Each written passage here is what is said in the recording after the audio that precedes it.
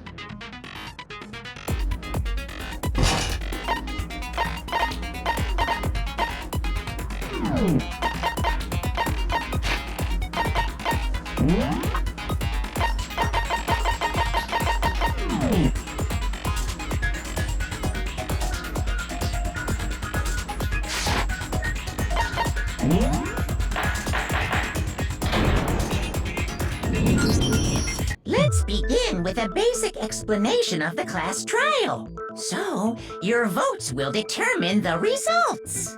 If you can figure out who done it, then only they will receive punishment.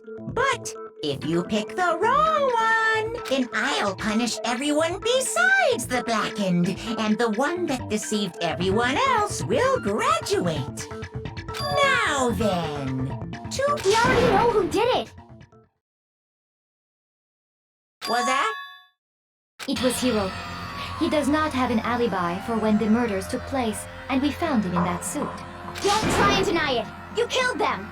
I didn't! Someone knocked me out! I was asleep the whole time! I don't know anything about it! Check your murdering note, murderer! Who are you calling a murderer? I am sorry to say, Hiro, but we do have evidence. Blueprint for the suit. Parts we assume were used to build it. And all of it was found in your room.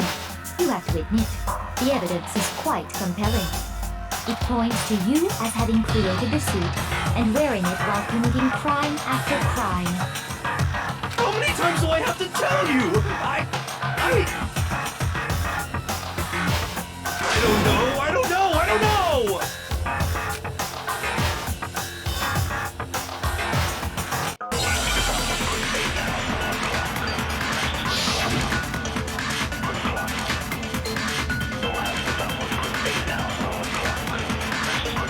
Everything we found in your room. The blueprints, the suit parts, they are all proof enough that you are the culprit. I don't know anything about that stuff! It's not true! It's a conspiracy! Hiro, why? Why did you kill them? No! Just hold on a second!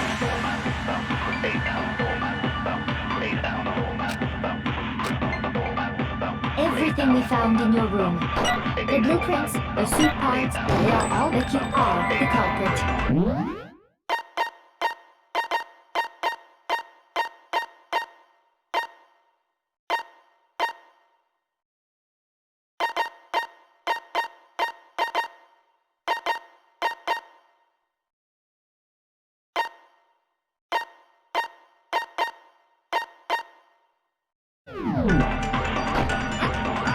I don't know anything about that stuff! It's not true! It's a Hero! Wow! No! Just hold on a second! Everything we found in your room. The blueprints, the suit parts, they are all proof enough that you are the culprit. I know it's not true! It's a conspiracy! Hiro, why? No! Just hold on a second! Everything we found in your room. The blueprints, the suit parts, they are all proof enough. No! It's wrong!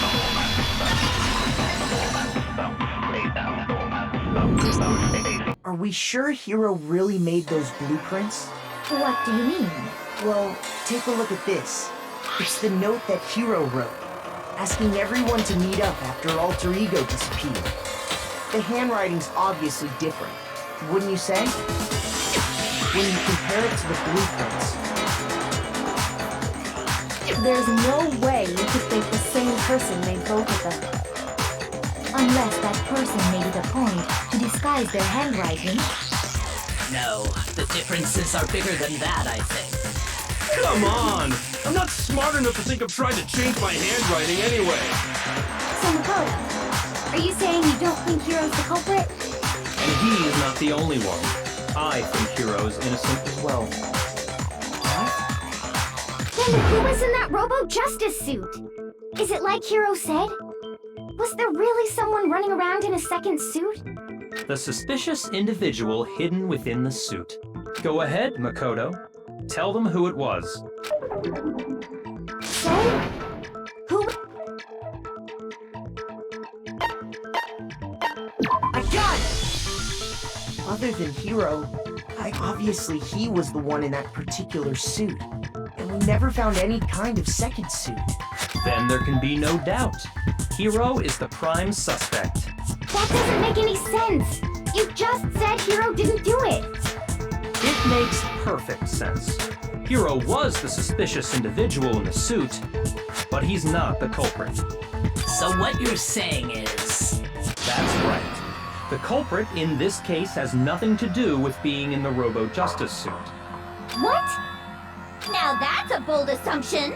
And what reason do you have to make such a statement? You do have a reason, yes. Of course. But before we get to that, there's something else we need to clarify first. So let's get that out of the way. Hey, stop trying to boss us around!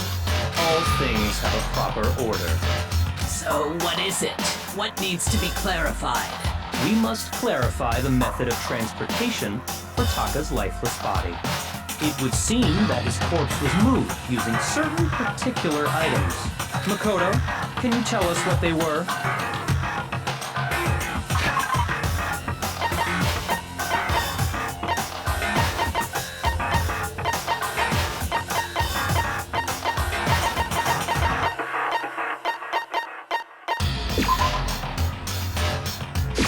I got it!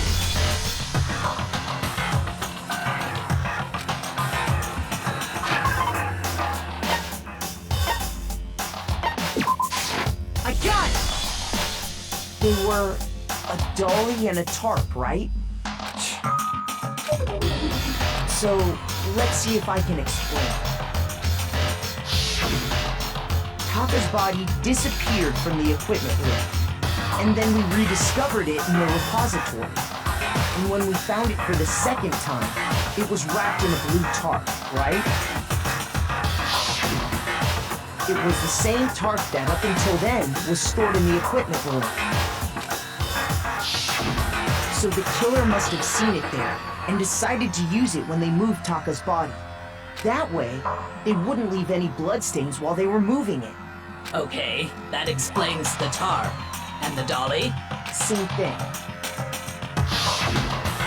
I'm sure the dolly was in the equipment room when we first found Taka's body there. But when the body disappeared, so did the dolly. Later, when Taka's body reappeared in the repository, so did the dolly. In other words, you think they used the dolly to move the body, am I right? But are you sure you are not mistaken? Huh? Are you absolutely positive the dolly was in the equipment room when we found Taka's body? That dolly was made specifically for moving large objects between the repository and the art room. It would be very strange indeed to discover it had made its way to the equipment room. Is it not possible that it was in the repository all along, and you simply didn't realize it? She's raised an objection. How do you respond? There is no shame in being wrong. Nobody expects much from you anyway. We have all accepted the fact that you rarely understand what is going on around you.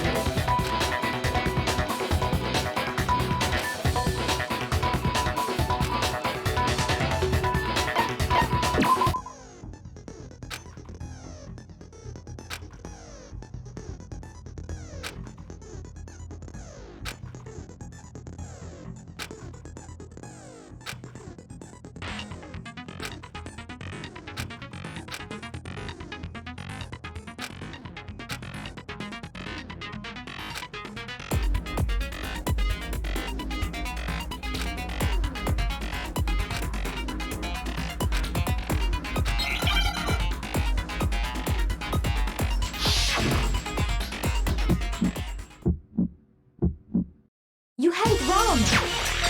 I cannot agree. You are a fool. So pathetic. Lies will get you nowhere. Do your worst. Away with you. You miserable wretch. I cannot agree. You are a fool. Lies will get you nowhere. Do your worst, you miserable wretch. You have it wrong. I cannot agree. You are a fool. So pathetic. Lies will get you nowhere. Do your worst. Away with you. You miserable wretch.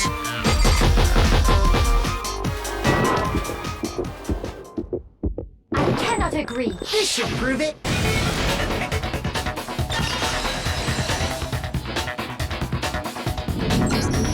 If you're asking for proof that the dolly moved, I have it right here. When I found the dolly in the repository, one of the wheels had a blood stain on it. There was a pool of blood in the equipment room with a tire mark in it that matched the dolly wheel's tread. The killer probably rolled the dolly through the blood on accident as they wheeled the body out of the room. And as the blood dried on the tire, they moved the body into the repository. So there's my proof that the dolly was used to move Taka's body. Well, anyway, that was just something we had to get out of the way. Let's get back to the main subject. Yeah, the subject of how Robo-Justice didn't do it. Because if it's not a killer robot, then what kind of robot is it? I'm not sure that really matters. I'd be happy to explain why the occupant of the suit couldn't possibly be the killer. If you look back on how the body was transported, it will become immediately obvious.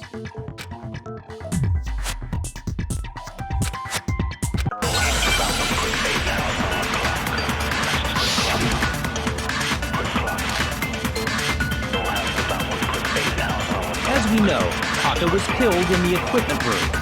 And from there, the body was moved to the repository, correct? Yeah, the culprit wrapped the body in the tarp, then loaded it onto the dolly and wheeled it off, right? Now, keep in mind that the dolly doesn't have a handle. Well, yeah, but even without a handle, all you'd have to do is bend over. No, it's wrong!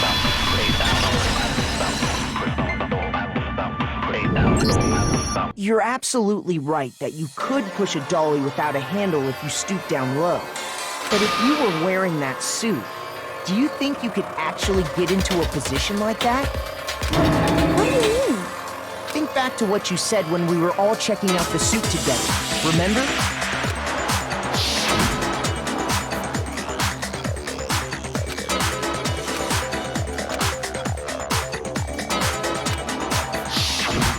When you're in that suit, not only can you not see your feet, but you can't even bend at the waist. Am I right about that? Now that you mention it, yeah. It seems like it'd be awfully hard to push that dolly if you couldn't bend over. Well, what's to stop you from simply pushing the dolly with your feet? When you can't even see your feet? You really think someone could kick the dolly all that way? Yeah, it'd be totally impossible! Not that I can say for sure myself. On top of that, if you were wearing such a rigid, cumbersome suit, it's very unlikely you would have the dexterity to go about wrapping the body in a tarp. Well, I mean, isn't that just a matter of taking off the suit when you're ready to move the body?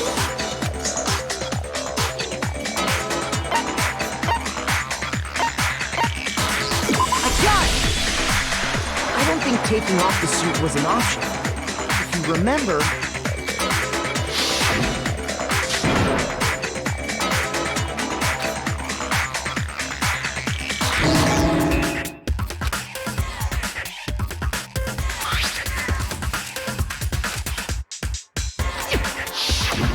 That's true. It seems impossible to put the suit on or take it off without help. Then, you really can't take it off by yourself? Hiro wasn't just making it up? Of course I wasn't making it up. If he could have gotten it off by himself, I don't think he would have let us see him wearing it. Showing up in the suit was basically an invitation for everyone to suspect it. Yeah, that's right.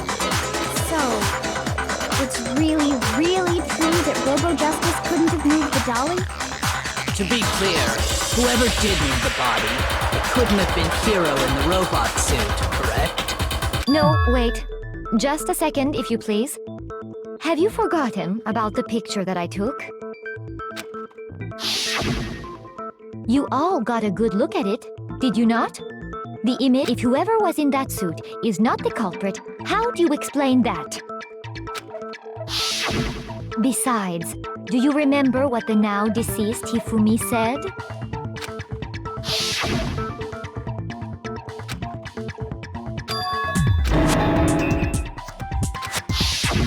So long as those facts exist, the proper conclusion is beyond question. The individual inside the suit and the culprit are one and the same. It was Hiro, without a doubt. Yeah, that's gotta be right. Hold on a second! It's still far too early to reach that conclusion. Besides, there's no hurry to decide who did it. Before we rush to a verdict, shouldn't we explore every single possibility? Instead of seizing on one viewpoint, the truth is uncovered by analyzing things from every angle. Perhaps, but where do we go from here? Let's review this series of unfortunate events from the beginning. Maybe we'll uncover something new. What a pain in the ass! I don't disagree, but our lives are on the line. If this is what it takes, we have to do it. Plus, maybe we'll get to find out where the heck Kyoko was when everything went down. All right then, let's take another look back at what happened. I suppose we could start with this morning. 4 of us gathered together in the dining hall. Makoto, Hina, Kyoko, and myself. We waited there for quite a while, but nobody else showed up, so we went to look for everyone. That was around 8 a.m. And as soon as we split up, Kyoko went missing. Soon after that, Hina found Celeste in the rec room and quickly came to get Makoto and me. It seems I was unconscious for about an hour after I was attacked by my mystery assailant. I know it was an hour because I remember being attacked a little after 7. That was when we saw Celeste's picture and discovered that her assailant had been wearing a strange costume. As it turns out, it was Robo-Justice. It also soon became clear that this same Robo-Justice had abducted Hifumi. We were soon joined in our search by Byakuya and Toko, and then went on to find Hifumi in the library. He was injured, so we took him to the nurse's office and resumed our search for the suspect. But not long after leaving the nurse's office...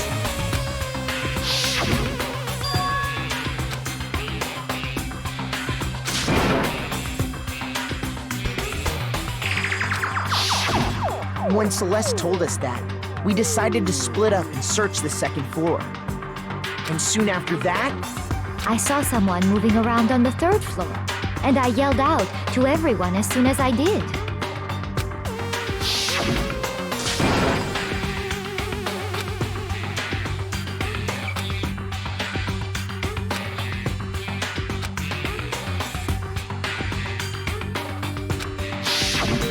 and then,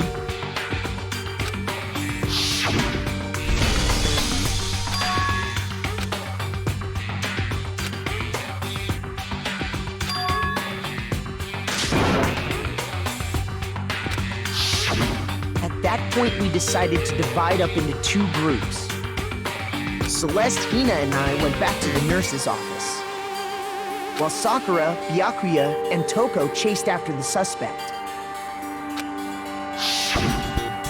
When we got back to the nurse's office, we found Hifumi, dead. And that's when we heard the body discovery announcement. I left Celeste and Hina there and headed back to the 3rd floor to let the others know what had happened. Meanwhile, we had just discovered Taka's body in the equipment room. We must have found both bodies at almost exactly the same time. Because we heard the same announcement not long after we discovered his body. And that's when I told you guys about Hifumi. Then the three of us headed for the nurse's office. But right after we left the physics lab, we ran into Celeste, who'd arrived after us, and she told us something very surprising.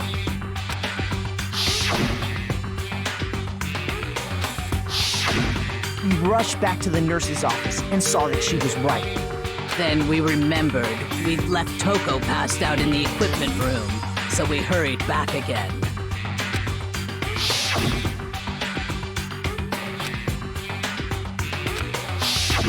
But when we got there, we discovered that now Taka's body had also gone missing. Next thing we knew, we were searching the school for 2 missing dead bodies. And after some time... Celeste informed us that she'd found the bodies, and we all headed to the repository, which is where we rediscovered the corpses.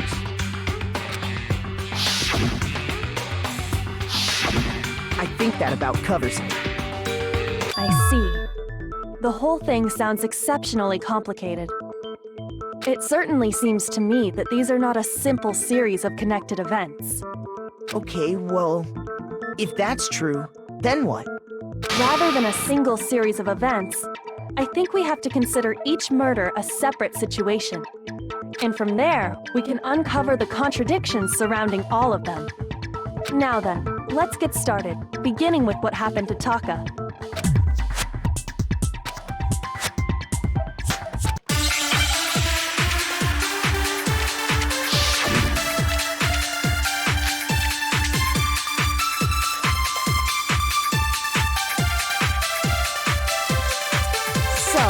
Regarding Taka's death, I wonder if he died before Hifumi, or perhaps it was after? We already know what order they were killed in. Taka came last.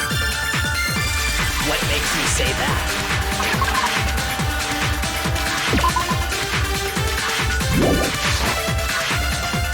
Because of the numbering of the Justice Hammers. It's true that Hifumi, while Taka's death... See? So it's obvious Taka came after. So, regarding, I wonder if or perhaps it was after. We already know what order they were killed in.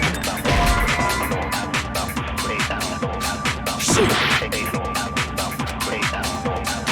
So, regarding, I wonder if or perhaps it was after. We already know what order they were killed in. Taka came last.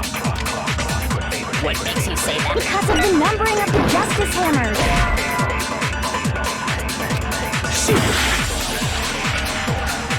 So, I wonder if or perhaps it was after. We already know what order they were killed. Taka came last. What makes you say that? Because of the numbering of the Justice Hammers. It's true that Hifumi was killed with Justice Hammer. While Taka's death... See? So it's obvious Taka came after.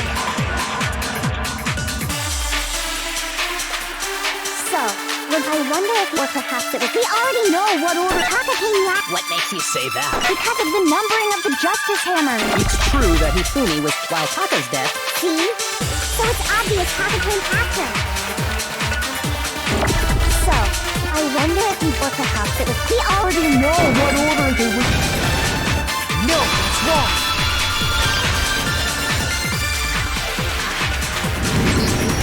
Hold on. There's no reason to assume that the hammers were used in the same order as their numbers. If anything, that's just another way the killer tried to disguise their actions. So you're saying the culprit wanted us to think the hammers were used in order, but in reality, Taka was killed before Hifumi? Okay then, let's see the proof.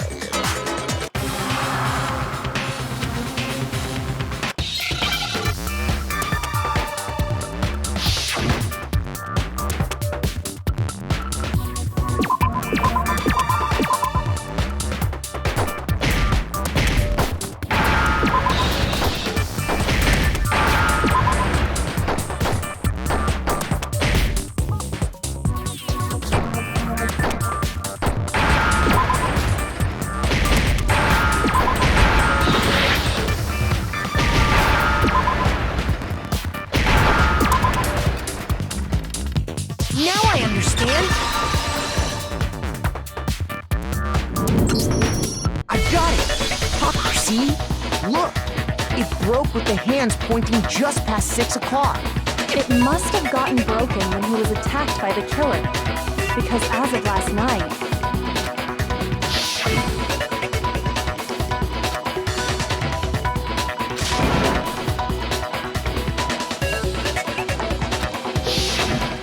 so if it wasn't broken after 6 last night, then he must have been attacked around 6 this morning. And that would be his official time of death.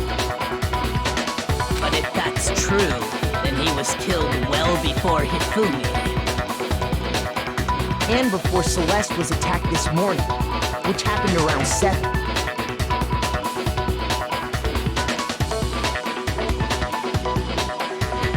That's right. Taka was killed before any of the other incidents took place. That simple fact slipped past all of us. We made the wrong assumption about the order of events, all because of those justice hammers. That's exactly why the culprit wrote the numbers on each hammer and had them increase in size. That way, when we saw how they were used in each incident, we'd easily make that wrong assumption.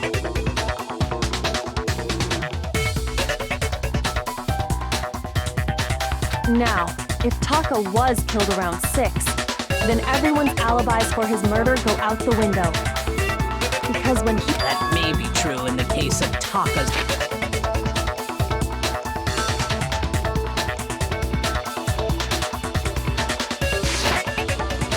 But all of our alibis still hold true for Hifumi's death. That's right. With him, at least, we're all safe.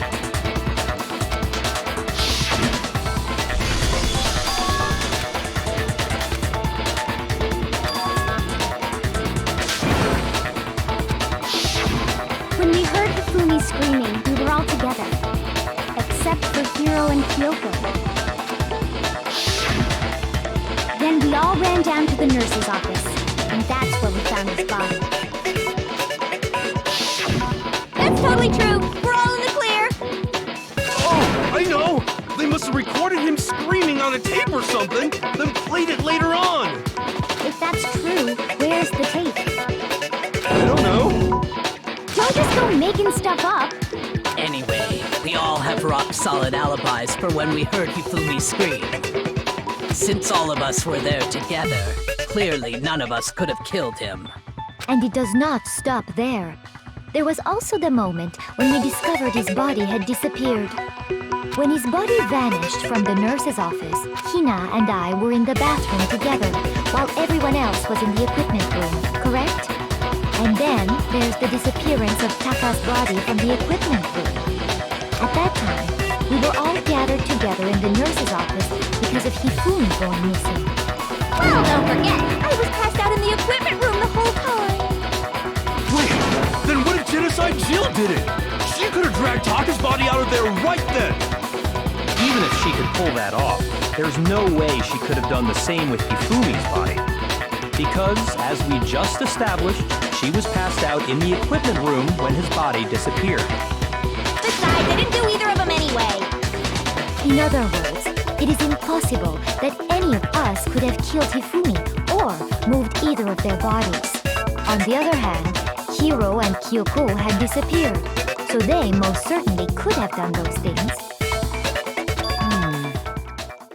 So what now, Kyoko? For now, we can't get fixated on who did it, or we'll just keep going around in circles. So instead of who, I propose we start talking about how. In particular, I think we need to figure out how Hifumi's body got moved. That's true. We searched everywhere, but we couldn't figure out how to explain his body disappearing. And according to what Celeste said,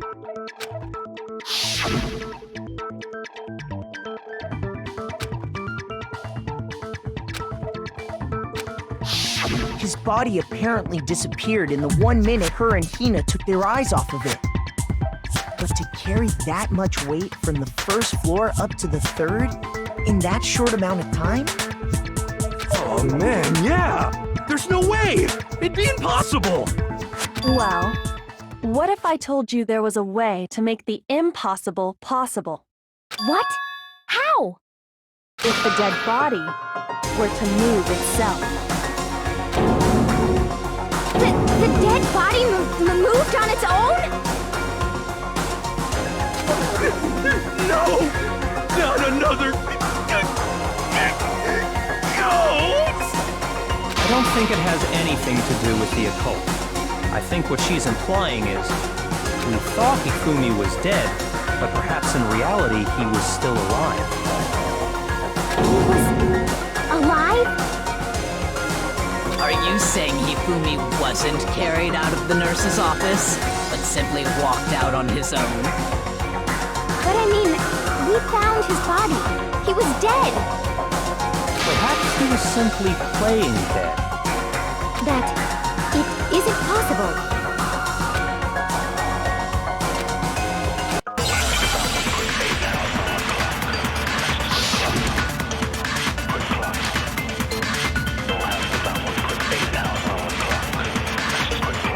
Are you saying that when we first found Hifumi in the nurse's office, there's a chance he was actually still alive? No, it is impossible. Hifumi was dead, without a doubt. And you know that how? Surely you heard the body discovery announcement along with the rest of us. Hifumi's dead body had been found. And that is why the announcement was made. Are we really so sure about that? Maybe the announcement was intended to signal someone else's discovery. Shoot! Are you saying that when we first found him, there's a chance he was actually still... No. Hifumi was dead, and you know that surely you've heard the body of Hifumi's dead body, and that is... Are we real? Maybe the announcement was intended to signal someone else's discovery. Shoot!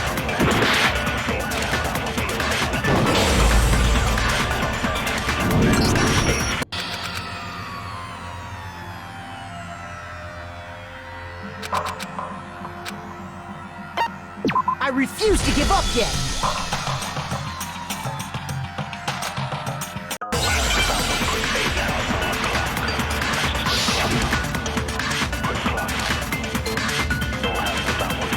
Are you saying that when we first found Hifumi, there's a chance he... No.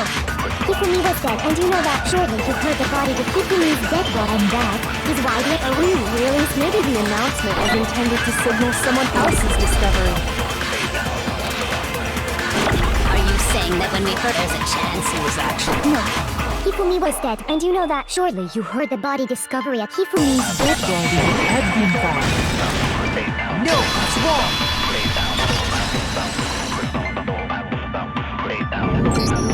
Was the body discovery announcement that was made really intended for Hifumi? Of course it was. The announcement played right after we discovered his body. Maybe. But that was also the same time that Taka's body was found. That's right. It wasn't long after finding his body that we heard the announcement. So there's a good chance we've made a mistake in there somewhere. I think we've confused whether the announcement was for Hifumi or Taka. First of all, if two bodies had been found, there really should have been two announcements. Maybe Monokuma simply got lazy and rolled them together into one. What do you say, Monokuma? Any comment? Well, it's a very sensitive issue, so I can't go into too much detail. But what I can say about the body discovery announcement is that it's only broadcast when 3 or more people find a dead body for the first time. That didn't answer our question, man. We're asking if you're a lazy bum. No, actually, that was plenty. He said it's only broadcast when a body is discovered for the first time, which means even if we find the same body again later, he won't make the announcement again. If that's true, then why was the announcement made again later on? Huh? Later on? Exactly. We heard the body discovery announcement twice.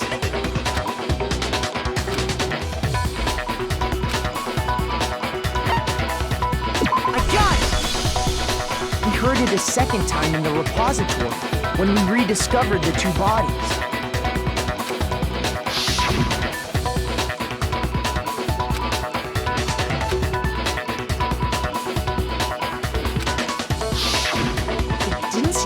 at the time. But it contradicts what Monokuma just told us, doesn't it? Exactly. If we were actually rediscovering both bodies, the announcement shouldn't have played. And in reality, when the two dead bodies were rediscovered, one of them was actually being discovered for the first time.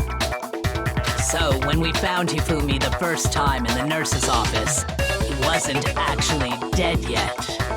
Meaning, he wasn't actually found dead until we came upon him in the repository. And that's just part of it. There's one other thing that leads me to believe he was still alive in the nurse's office. Oh, I know! Because he was super good at playing dead! Bada bing, bada boom! That is the worst logic I have ever heard. But honestly, I do not think there's anything that can prove he was still alive. Okay then, let's take another look at the events surrounding the discovery of his body. Then it should become clear whether he was really alive or not. This whole thing is pointless.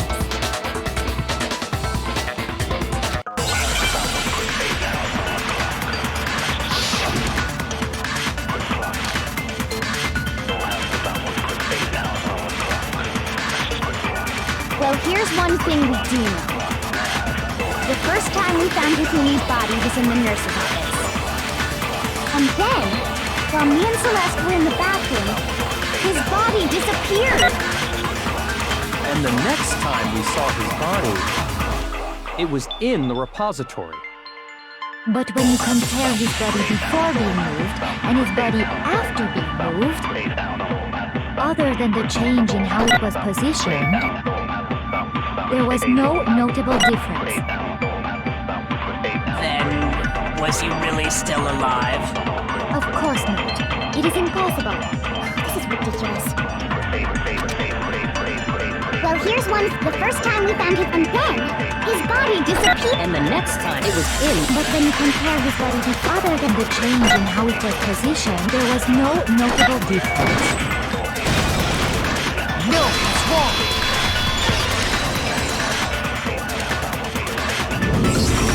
In fact, there was one clear difference between Hifumi in the nurse's office and the repository. His glasses. That fact alone proves that he was only playing dead in the beginning. Perhaps you'd like to fill the rest of us in? When we found Hifumi in the nurse's office, his glasses were covered with blood. But when we found him again later in the repository, they were spotless. And I found the item he used to wipe them clean in the nurse's office trash can.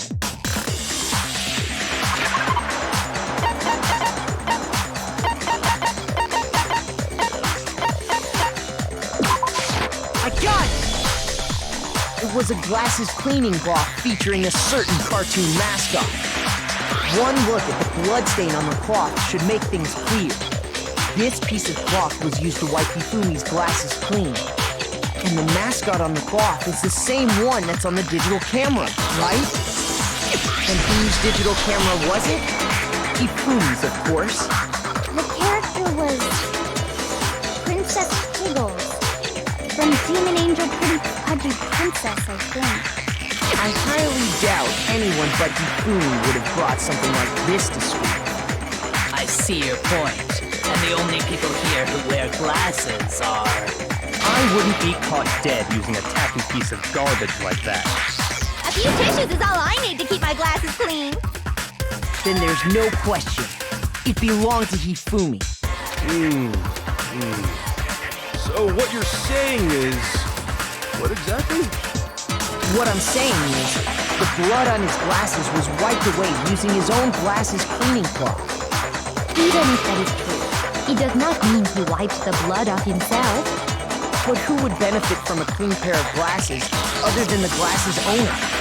That's a good point. It must have been him, right? So let's assume that Hifumi was still alive in the nurse's office. He pretends to be dead. Then when he's alone, he wipes his glasses clean so he can see. Then he stands up and walks out on his own 2 feet. And with that, the impossible task of moving his copious corpse becomes possible, wouldn't you say? But then, if he was just pretending to be dead. What was with all that blood? Was it paint or something? The fridge in the nurse's office contains packs of blood for emergencies. He probably used one of those. He figured if he was gonna play dead, he should go all out, so he just dumped it everywhere! But he got crazy with it and had to wipe his glasses off when he was done! God, what an idiot! And if Hifumi was still alive at that point, the disappearance of Taka's body is easily explained. It should be perfectly obvious who must have moved Taka's corpse.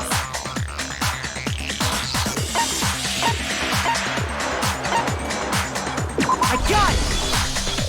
It could only have been Hifumi. While we were all gathered in the nurse's office, he went to the equipment room and took Taka's body. That also explains how the door to the repository got locked. The door was locked? Well, after the bodies disappeared, we all went looking for them, right? So me and Sakura headed for the repository. But when we got there, the door was locked. And the repository door can only be locked from the inside. Which means when Hina and Sakura got to the repository, someone was already inside. And it could only have been Hifumi, who just finished stashing Taka's body there. He convinced us all he was dead, and when he saw his chance, he dragged Taka's body to the repository. So, Hifumi wasn't just another victim in this case. He was one of the assailants. But that means he took part in the murders. I just can't believe it. If you're having trouble, would you like me to show you one more piece of evidence? There's more? Oh, absolutely. The single biggest fact pointing to his involvement has yet to be revealed. You know what I'm talking about, right, Makoto? The item he took off of Taka's lifeless body?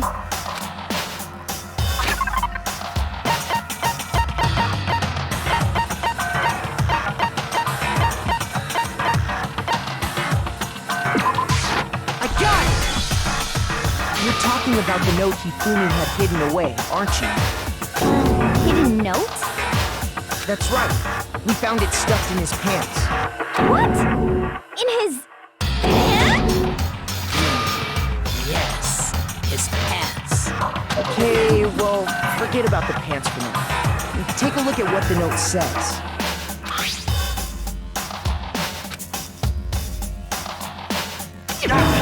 That's the note I was telling you about. The one that told me where to go. Huh? Wait, this one's a little different. In my note it said, Monokuma can't find out, so don't tell anyone else for now. Let's meet in the rec room at 1 a.m. I see. Then this note isn't the same one Hiro got. It's not the same? In other words, the killer got in touch with another person besides Hiro. And that person could only have been... I got it! That's right! Taka! The killer used this note to draw out Taka and murder him. Hello? Over here! Objection! Objection! I don't really understand what's going on, but Hifumi had that letter, right? So whoever wrote it wasn't drawing out TikTok, they were drawing out Happy! Just to be clear, TikTok is Taka and Puffy is Hifumi, right? Oh, yes! Why must you ruin it every time?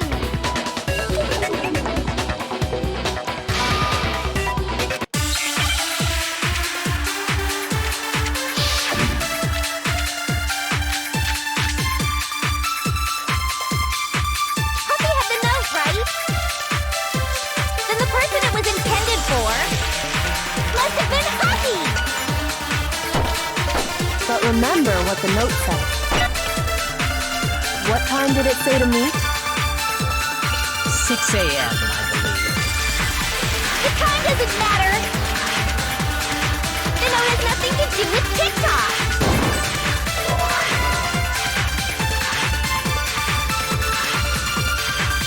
Happy had the note, and the person it was must have been Happy! But remember what the note said. What time did it... 6 a.m. The time doesn't matter! The note has nothing to do with TikTok!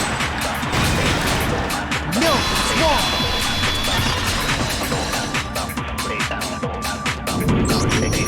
No, there absolutely is a connection. What the hell are you talking about? The note said to meet at 6 a.m., which is the same time Taka was murdered. You've already proven that using his wristwatch. But there's more. Look where the note says to meet. The equipment room, right? Which is where Taka was killed. I see. So, Taka was murdered at both the time and place written in the note. I think that should be plenty to show that this note was definitely meant for Taka. Well, then you could have done that. No further objections!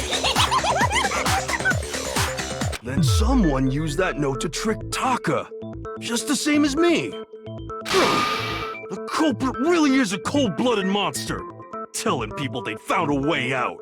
But if they gave the note to Taka, what was Hifumi doing with it? Stuffed down his pants, no less! Most likely, Hifumi stole it off Taka's corpse after he died. He stole it? Where's your proof? Go ahead, show us.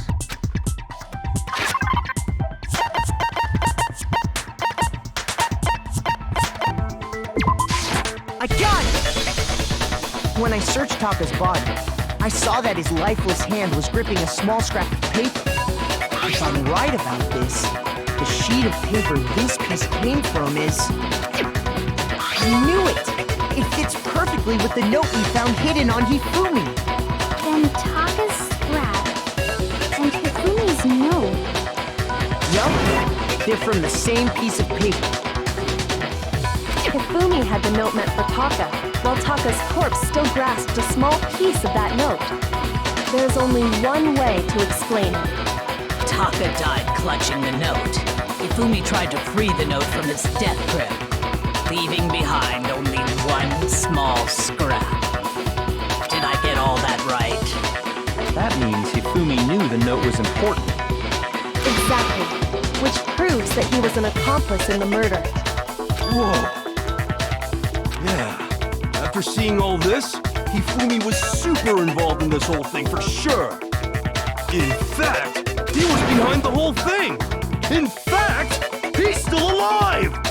Sorry, no. When we found him in the repository, Hifumi was truly and completely dead. The second body discovery announcement proves that. So then, who killed Hifumi? Whoever did is the mastermind, the true killer. He was killed in the repository, so he must have been killed not long after transporting Taka's body. So, he must have been killed after Taka's body vanished, but before we found both bodies in the repository. During that time, we'd all split up and were searching for Taka's missing body. In other words, during that time, none of us have alibis. Wait, but me and Sakura were together. Stop trying to steal the spotlight, you stupid walrus! Who are you calling a walrus? Anyway, when they were killed bothers me too. But there's something that's been bothering me even more. And what might that be? The weapon they used to kill Hifumi. The weapon? Yeah, because I mean, according to the Monokuma file, the way Taka and Hifumi were killed was almost the same, with them having similar fractures and all. But Justice Hammer 3 and 4 were still laying around in the nurse's office and equipment room, right? So if Hifumi was killed in the repository, the culprit would have had to grab one of the hammers, kill Hifumi, then put the hammer back where they found it. But wouldn't that be seriously risky for him? I'm surprised. It seems there's some semblance of a brain knocking around that skull of yours after all. Hell yeah, it's packed in there good and tight. He's right, though. I don't understand it either. The Monokuma file makes it clear that they were killed using similar instruments. But if the hammers were already laying around those other rooms... So the question is, how could the culprit have gotten their hands on either of the hammers? Personally, I haven't a clue. So which hammer was used to attack Celeste? Number 1 or number 2? Those were accounted for in other rooms too. And I don't think either one is big enough to kill someone. Then... Is it not possible they used a different weapon? I don't think it is possible. They were both killed with the same kind of thing, right? So then, what was used to kill Hif?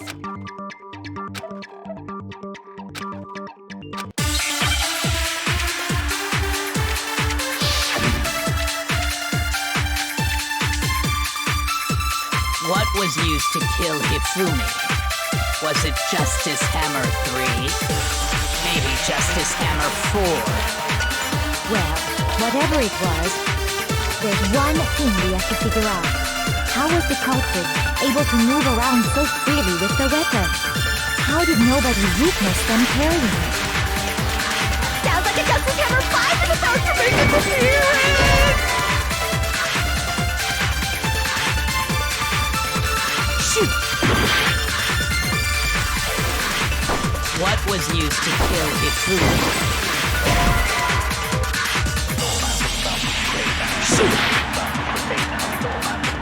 What was used? Was it just maybe Justice? Well, there's one. How was the culprit? How did nobody witness? Sounds like a Justice Hammer. Check out murdergear.com/ Well, one thing said the murder weapon had to be one of the Justice Hammers. No, it's wrong.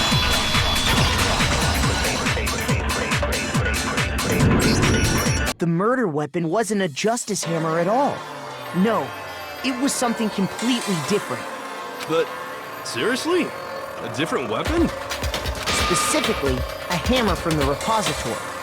The killer could have easily used that to kill Hifumi. Now, all the hammers in the repository were covered in flecks of grit and debris. But for some reason, one of them had been scrubbed clean. And the reason it had been scrubbed clean was most likely because it was used to commit murder. If the hammer got covered in Hifumi's blood, of course they'd have to clean it off. I'd also like to point out that the repository has all kinds of hammers. Big ones, small ones, and even some flat mallet-like ones. I think whoever made the Justice Hammers used those as a basis for their design. If that's true, that would explain the Monokuma file's note about the wounds being similar. So Hifumi moved Taka's body to the repository, where someone then used the hammer to kill him. Probably that is the true killer. The one Hifumi was working with. And the one who betrayed him. Hold on a moment. I still think it's strange to assume someone was working together with him.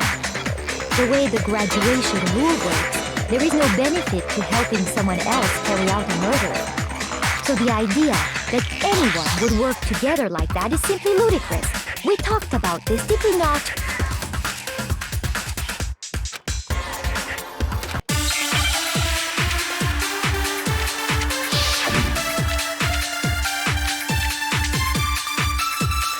Based on the rules that have been laid out for us, even if more than one person is complicit in the murder, only the one who actually carried out the act can graduate and survive. Assuming the rule holds true, it is simply impossible that two people work together on this. That is how the rule was explained to us. But that only really applies if there's one murder, right? In this case, however, there were two murders.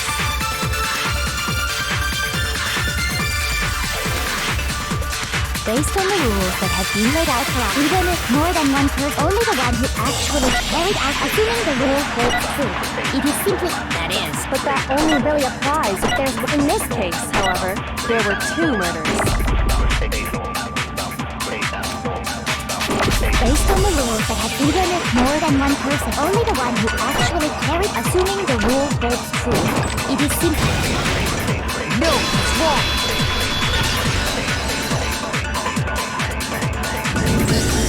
Since there were two murders, it's at least plausible that more than one person was involved. What do you mean? If there'd only been one murder, then yes, the idea of an accomplice isn't really worth considering. Naturally, if only one person can be saved per murder, an accomplice has no risk versus reward benefit. risk versus reward benefit? The payoff for working together. The reward that balances out the risk of taking part in a scheme. There's no point in being someone's accomplice if there's no benefit to you. However, if there were some potential mutual reward for the risk, then cooperation becomes possible. You're saying that two people could act as each other's accomplices to commit two separate murders. I think that's what the true killer told Hifumi. They would each have an accomplice for their crime. And based on the case's events, Hifumi would have been the first one to act, murdering Taka. They made him carry out the first murder so he couldn't back out of helping them later on. So in this case, there wasn't one single person committing multiple murders. Instead, each person killed someone, creating two separate incidents. And it only looked like one person because that's how the true killer designed it to look. A single suspicious individual, a similar weapon used in each crime, disappearing bodies. By creating one seamless set of circumstances, they made it look like one person was behind it all. The mastermind picked their target and managed to convince him to go along with their plan. And then, to avoid the no accomplices rule, they simply killed their accomplice. Which, if true, means that betraying Hifumi was part of the plan from the very beginning. That's just awful! How could anyone be so cruel? You think so? I can't help but admire its cunning. Still, their choice of accomplice seems odd.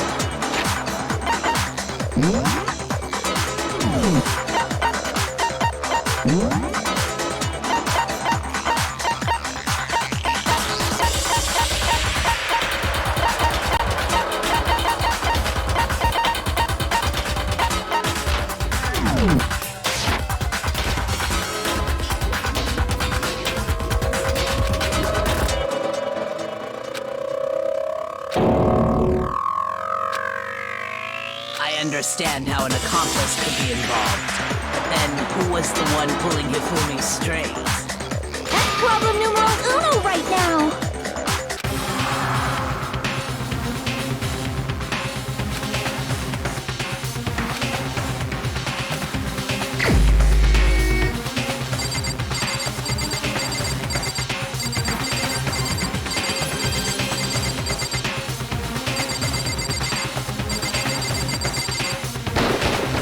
Here's my answer. It was Celeste. So I'm the suspicious individual now, am I? I really do hate this kind of joke. A joke? I wonder. So what you are saying, then, is that I specifically chose to work together with Hifumi. The idea that I would choose to spend any amount of time interacting with him, that I would go within 10 feet of that shit-punk, brain-fat, lazy, worthless, goddamn idiot! Pardonnez-moi. Just to be clear, there is evidence to support it. Is that so? It is. Throughout the investigation, there was certain behavior that was common only to the two of you. Considering what we've learned so far, it only further proves that the two of you were working together.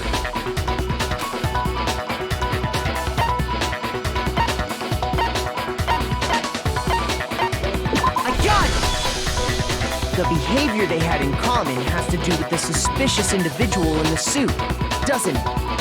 The only ones who ever actually saw Robo-Justice firsthand were Celeste and Hifumi. Shush, the adults are talking now. Sorry. As he said, only Celeste and Hifumi ever laid eyes on the costumed individual.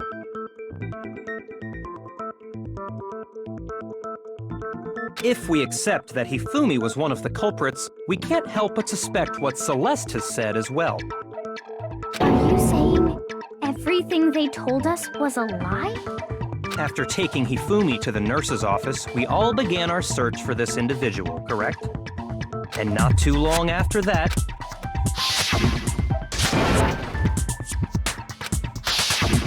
we headed to the second floor specifically because of what she claimed to have seen.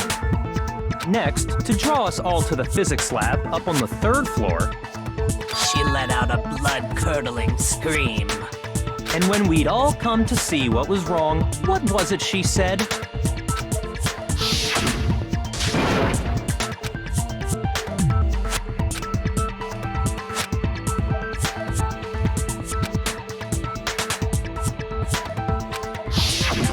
Once she'd done her job of getting us all up to the physics lab, it was time for her partner to get to work.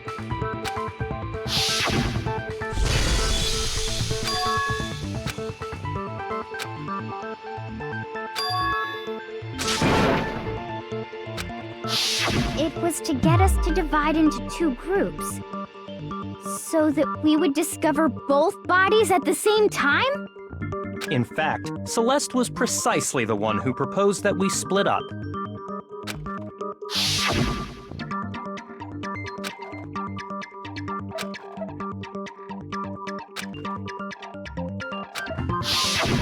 Well, if Celeste and Hifumi were working together, all those chance events suddenly become connected. And on top of that, that piercing cry of yours early on.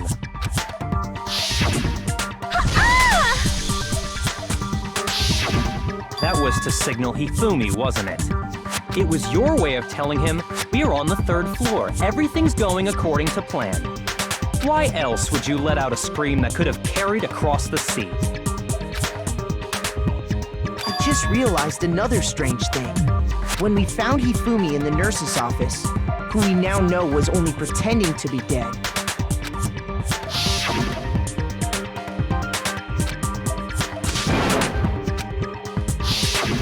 Celeste, you were the first one to say he'd been murdered. You wanted to make sure we wouldn't have any doubt in our minds.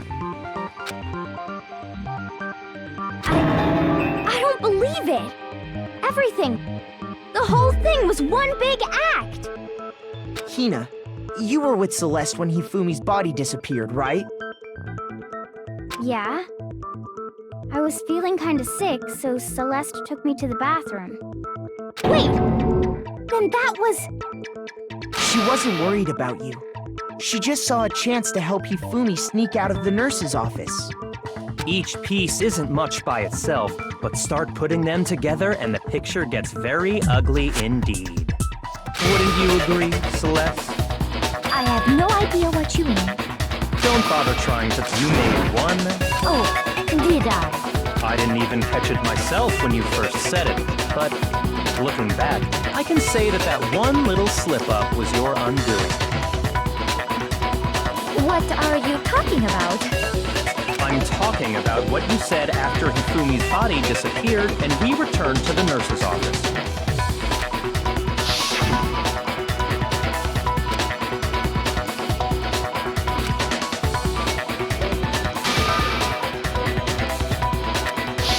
I remember her saying that too, but I don't understand what's so strange about it. Then pay attention. Sakura, Toko, and I were first to discover Taka's body in the equipment room. Then Makoto showed up and told us Hifumi had been killed, so Sakura and I left with Makoto. Once we were in the hall, we ran into Celeste, and the 4 of us headed to the nurse's office. Now, the entire time we were together, none of us said anything about Taka being dead. Think about it. Celeste's comment doesn't make sense. It was completely out of place.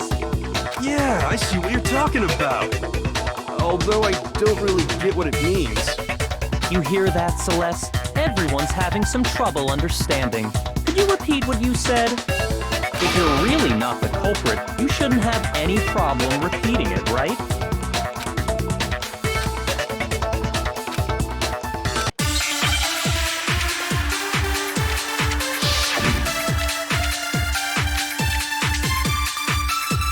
All I said was... They must really be enjoying this. Enjoying the sight of us standing around, frightened and confused. They must be positively elated. We are all going to die here. We are going to die, just like those guys died. And that is all I said. And that's all it... What was so strange about Celeste's comment?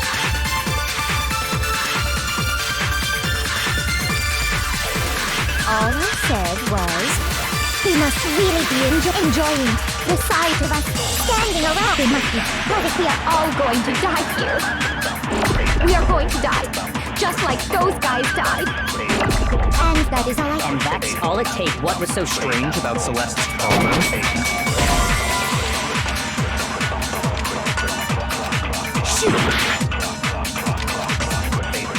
All I said was, we must really enjoying the sight of us. They must be, we are all going to die here. We are going to die, just like those guys died. And that is all. And that's all it takes. What was so strange about Celeste's comment? All I said, we must really be enjoying the sight of us standing around fighting. They must be positive. We are all going to die here. We are going to die, just like those guys died.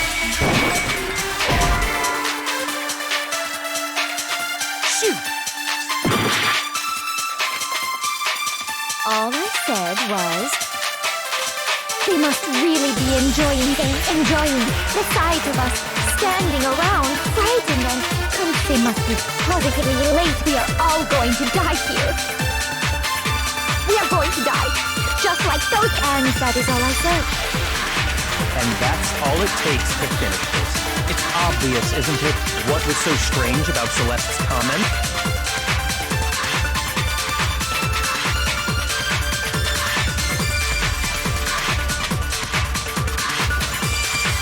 All I said was, they must really be enjoying this.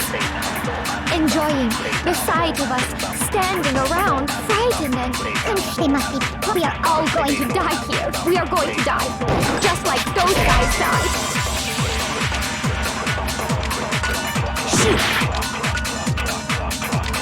All I said was, they must really enjoying the sight of us. They must be, we are going to die. And that is all. And that's all it takes to... What was so strange about Celeste's comment? All I said, they must really enjoying the sight of us. They must be, we are all going to die. We are going to die, just like those. No, it's wrong.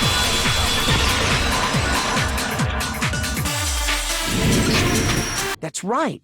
There's no reason Celeste should have said, just like those guys died. When she said that, none of us had told her Taka was dead. Exactly. And we didn't run into her until after we were all out in the hall. So there was never any chance for her to have seen his body in the equipment room for herself. So how did you know, Celeste? How did you know more than one person had been killed? And because Kyoko had also disappeared, right? So she could have been dead too. You all have such vivid imaginations. You know that? Imaginations? You claim that I was lying when I told you about the suspicious person I saw. Then what about the picture I took? How do you explain this picture of the costumed villain? It has to be some kind of setup, right? So let's put the suit on. And then she used the camera's timer to set up the picture. Have you so quickly forgotten? You are the only one who could have possibly fit into that suit. Just, I happen to know that this particular camera does not have a timer. In other words, it is an unassailable fact that this is a picture of Hifumi being dragged away. If everything I told you was a lie, how can this picture exist? Simple. Are we sure that's really a picture of the suspect dragging Hifumi away? What could you possibly mean by that?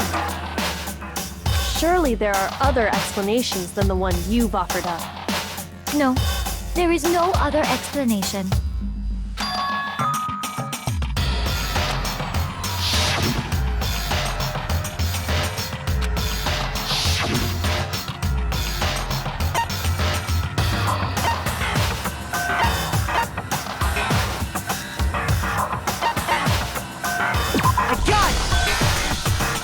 Not a picture of the suspect dragging Hifumi away.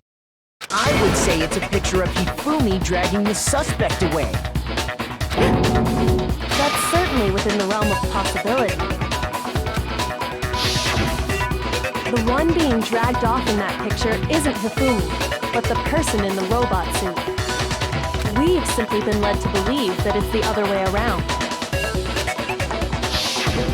And the strange costume might only exist to lead us astray even farther. If you saw someone wearing something like that in this situation, of course you'd notice and be suspicious. That's what happened! You put me to sleep and made me out to be the bad guy in all this!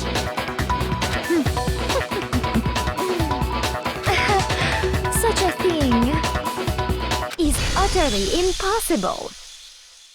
Hifumi was dragging him away? Ridiculous. Is it?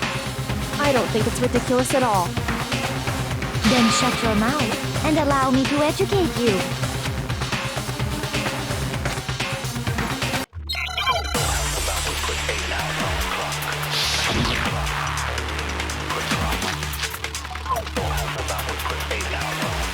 You dressed me up in that suit after I passed out! Then you just draped me across Hifumi and had him carry my weight! You tried to make me look like the bad guy! Like I said, ridiculous. As you can see in the picture, the suspect is standing perfectly upright. If the person inside the suit was unconscious, there's no way they could stand up straight like that. Then the fortune-telling idiot is the culprit after all! No way! You dressed me up in that, then you just traded you, tried to make me look... Like I said, as you can see in the picture, if the person inside the suit, there's no way they could stand up. No, it's wrong.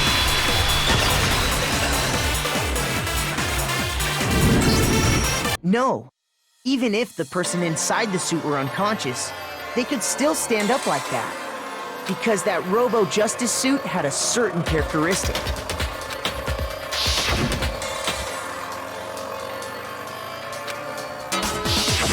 That's right!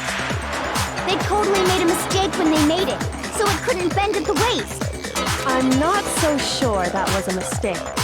I think the suit was designed from the beginning to be used the way it was. Celeste and Hifumi took the suit they'd specially designed and stuffed Hiro into it. That's how they were able to fake that whole thing. The point of it all was to make us believe whoever was in the suit was to blame. Well then, I suppose this is checkmate.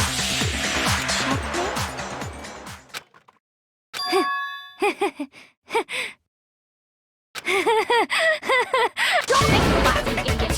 What do you mean, checkmate? Celeste? Clearly, you want to cram me into your little guilty box. Well, there's one little problem. Have you already forgotten what Hifumi told us as he lay dying?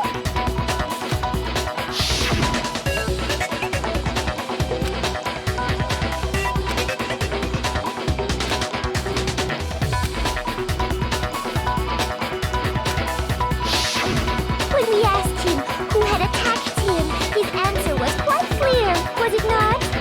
He said, and I quote, Yasuhiro.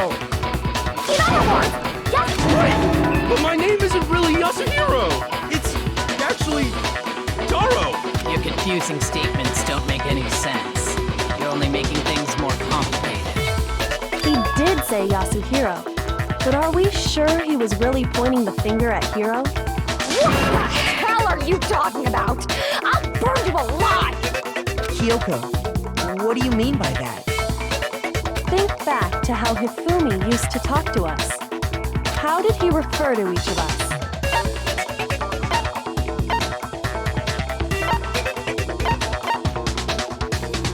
I got it! That's right! Our last names! He called us all by our last names! Exactly. I know I heard him say Mr. Naegi more than once, for example. So if Hifumi did mean to say Hiro's name, he would have said his last name, Kagakure. I'm sure it was just incidental. By chance, he's indecent? Don't talk. Random chance. Now isn't that a convenient explanation? No. There's no reason to think he would have said the name any different than normal. But he must have run out of energy before he could say any more. So Hifumi was trying to tell us the last name of whoever killed him? But the name he said doesn't apply to anyone here. Well, no. Hold on. There's one person it could apply to. And that's Celeste. She never actually told us what her real name is. What did you just say? To think you'd take your false accusation so far, I don't know whether to laugh or spit! Come on! Enough with your idiotic blather! Yasuhiro is a loser's name! Do I look like a loser to you? Well, do I? What? I think I've earned the right to be a little on edge. Okay, then fill us in. What's your real name? Make sure your ear holes are wide open and listen up! My real name is Celestia Ludenberg. Could you please stop making me repeat myself over and over again?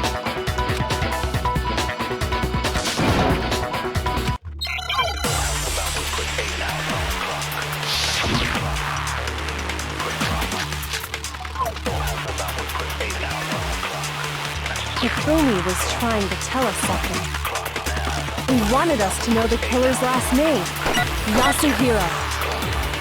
If there's one person here who might have that last name, It would have to be you, Celeste. You haven't told anyone what your real name is. How many times do I have to tell you? My name is Celestia Ludenberg! God damn it! How long do you plan to go on pretending? I'm not pretending.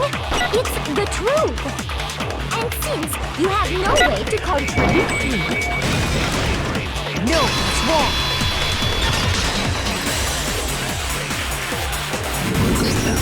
That's it! The handbook!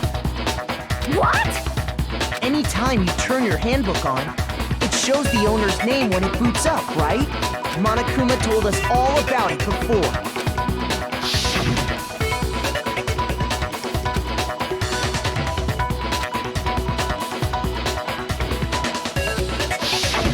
So all we have to do is check her handbook, and that'll clear up everything. That's how we can find out Celeste's real name. That's an invasion of privacy. I refuse to cooperate. Celeste, can you please just tell us what really happened? Please, just tell us. Even when I'm put in check, it's just my nature not to give up. Because